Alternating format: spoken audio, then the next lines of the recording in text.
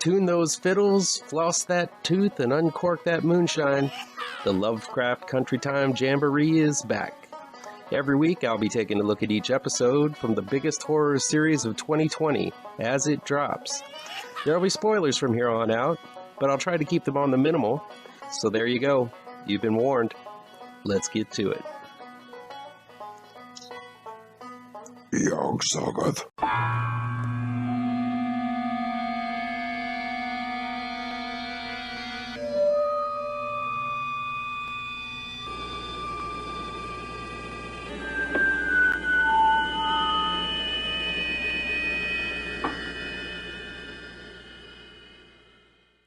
Welcome back to ML Miller Frights, a part of the Kings of Horror Network. I'm ML Miller. While you might be watching this video on the Kings of Horror Network, I urge you to click over to my ML Miller Frights page and give it a like, share with your buddies across the electronic superhighway, click subscribe to this channel, and don't forget to ring that bell for notifications. Please get the word out to new folks so we can make the Kings of Horror Network and ML Miller Frights bigger and better. If you're in the Chicago area and love horror, you have no excuse not to head over to the Chi-Town Movies Drive-In for the Music Box of Horrors at the Drive-In.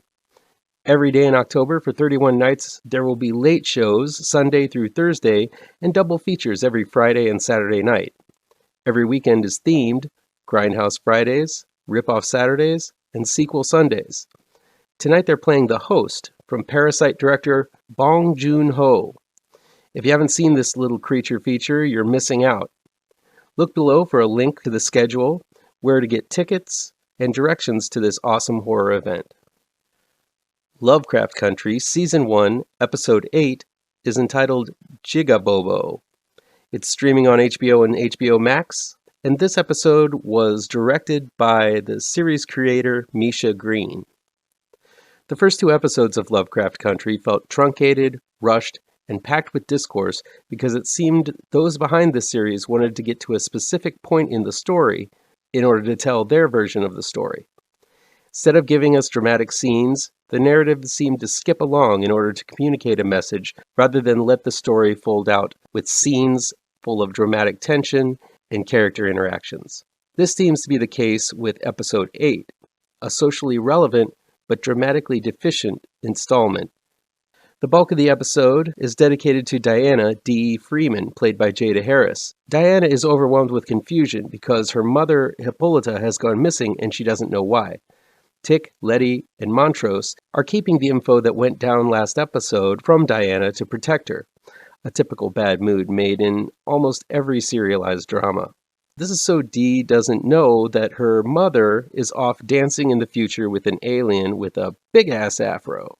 On top of that, a local boy and friend to Dee named Bobo was found horribly beaten and killed, and as the episode opens, we see the cops and crowd coming into conflict, a scene we're all too familiar with these days. Running away from the group, Dee finds herself accosted by the police who found her comic book at the observatory last week, where we last saw Hippolyta.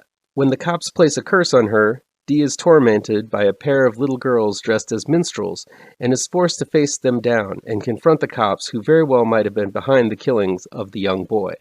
Now, there are other things that go on in this episode. Tick, Jonathan Majors, and Montrose, Michael K. Williams, have a heart-to-heart on the curb about how much Tick's mom knew about Montrose's homosexuality. Tick and Letty, Journey Smollett, have a big fight after Ji-Ah, Jamie Chung, shows up at the halfway house. And Ruby, Wonmi Mosaku, tries to make sense of her jumbled up feelings about her relationship with Christina, Abby Lee, her power to turn into a white woman, and her urges to do something after the death of Bobo. But instead of giving each of these scenes the time they deserve, everything is truncated to the point of ineffectiveness.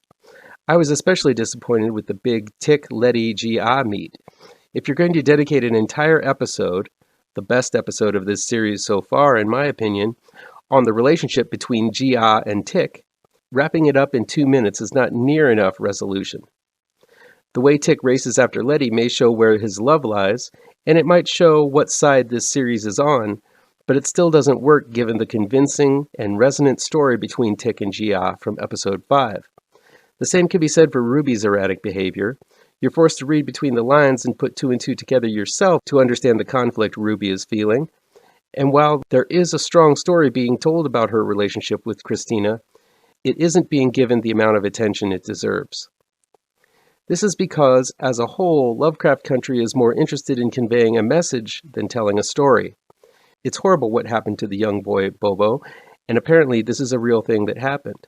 But heavy-handed lines comparing the event with the recent racial tragedies involving the police and the black community feel really forced. Yes, it does show that some things never change, sadly, but these scenes take away from the drama the series is trying to sell. I appreciate the Nightmare on Elm Street-esque Dreamstalker horror that we got with Dee's adventure this episode. The twitching and dancing girls were in fact quite creepy, as evidenced by a few well-done sequences. One on an L-train station where the little girls are bobbing and dancing around the unsuspecting patrons only to be noticed by Dee, and another one in an alley where they're creeping up behind Dee. Still, whereas these character-specific episodes have developed character in Hippolyta, Letty, and Ruby's episodes, the main horror story only distracted from the more interesting developments with the rest of the cast. Add that to the over-the-top acting we got during the Tick and Letty fight, which was just screaming every line back and forth to each other very screamily, and you've got another episode that ends with a big action sequence, but feels like it misses every dramatic beat it attempts. Only 2 more episodes of Lovecraft Country.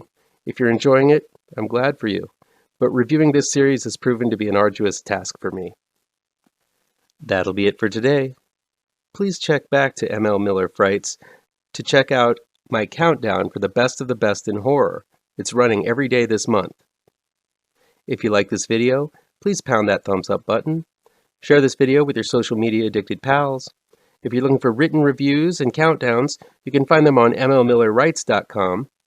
Don't forget I have 2 new horror comic book trade paperbacks you should look for. Grave Trancers is out now, and Pirouette, collecting never-before-published issues, will be out in late November, early December. Diamond order code APR 201712.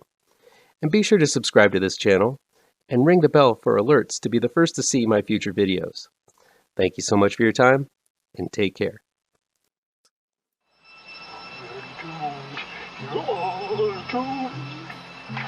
You're doomed to live the life you're meant to be, stuck inside your